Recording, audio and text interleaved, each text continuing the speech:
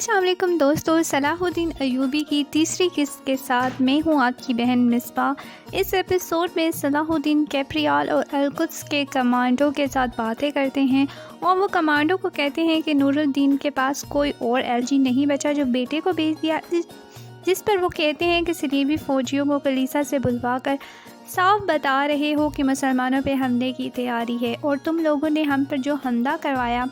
وہ فوجی ہمارے قید میں ہیں، اگر اپنے ارادے میں پیچھے نہیں ہوئے تو وہ مارے جائیں گے۔ کیپریال کہتا ہے کہ وہ بے شک مار دو، میں جب حملہ کروں گا تو پتہ بھی نہیں لگے گا۔ یہ لوگ باتیں کر ہی رہے ہوتے ہیں کہ ایک لڑکی القدس میں داخل ہوتی ہے اور چھپ کے کیپریال پہ نشانہ باندھتی ہے، مگر اس کا نشانہ چونک جاتا ہے۔ کیپریال اپنے ساتھیوں کو اس کا تعاقب کرنے کو کہتے ہیں اور صلاح الدین اور ان کے ساتھیوں کو پکڑ لیتا ہے کہ تم نے ہم پہ حملہ کروایا۔ صلاح الدین انہیں متنبہ کرتے ہیں کہ مجھے ایسے کرنے کا کوئی جواز نہیں ہے، تو کمانڈو کہتا ہے کہ ان کو جانے دو۔ وہ لڑکی بہت چست ہوتی ہے اور اتنے سارے سپاہیوں میں بھی وہ بھاگ جاتی ہے اور وہ باہر نکل جاتی ہے تو ایک سپاہی کا تیر سے گولا اس کا گر جاتا ہے تو وہ پکڑی جاتی ہے۔ اتنی دیر میں صلاح الدین اپنے ساتھیوں کے ساتھ ادھر آ جاتے ہیں، وہ لڑکی کی جان بچاتے ہیں اور صلیبی سپاہیوں کو مار دیتے ہیں، لیکن وہ لڑکی ادھر سے بھی بھاگ جاتی ہے اور وہ ان کی پکڑ میں نہیں آتی۔ صلیبی سپاہیوں سے انہیں پتہ چلتا ہے کہ کیپریال کا ارادہ اسکلان پر حملے کا ہے، کیونکہ اسکلان یروشلم کے بالکل پاس ہے اور اسکلان مسلمانوں کی جگہ ہے۔ اسکلان اور شام میں دشمنی ہوتی ہے اور صلاح الدین کے ساتھی انہیں کہتے ہیں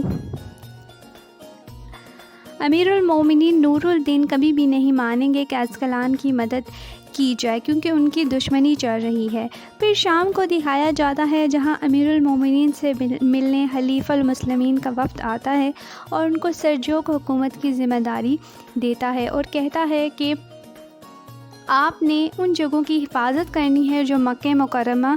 کے ارد گرد ہیں اور جو حاجیوں کے لیے ہیں، جس پر نور الدین کے بھائی نصیر الدین تھوڑا منع کرتے ہیں اور ساتھ ہی نور الدین اور نصیر الدین کی بیگمات کو بھی دکھایا جاتا ہے اور ان کے ٹپیکل عورتوں والے تانے بھی دیکھنے کو ملتے ہیں۔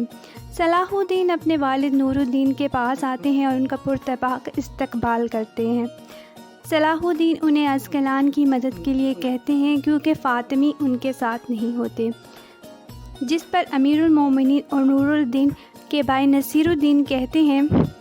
کہ القدس، کلیسا، انطالیہ سب صلیبیوں کا ہے، ہمارا مقصد یروشلم کو فتح کرنا ہے۔ تو صلاح الدین انہیں کہتے ہیں کہ یروشلم کے لوگ بہت کمزور ہیں، ان کو فتح کرنا کوئی مشکل کام نہیں ہے، اصل کام مسلمانوں کا اتحاد ہے جو ضروری ہے۔ اس ایپیسوڈ میں یہ بھی بتایا جاتا ہے کہ نور الدین کی جو بیگم ہیں وہ صلاح الدین کی طرف کچھ زیادہ مائل نہیں ہیں، بلکہ وہ انہیں اپنا ستیلا بیٹا ہی سمجھتی ہیں۔ نور الدین بھی نصیر الدین اور صلاح الدین کی باتوں میں مشورے کے لیے کہتے ہیں کہ اسکلان کی مدد کی جائے یا نہیں کی جائے۔ آگے صلاح الدین کی اصلی والدہ فاطمہ کو بھی دکھایا جاتا ہے کہ وہ صلاح الدین کے ساتھی شہنشاہ کی والدہ ہوتی ہیں۔ اس ایپیسوڈ میں یہی بتایا گیا، آگے ہم مزید اس لڑکی کے بارے میں بھی جانیں گے۔ تب تک کے لیے اجازت چاہتی ہوں۔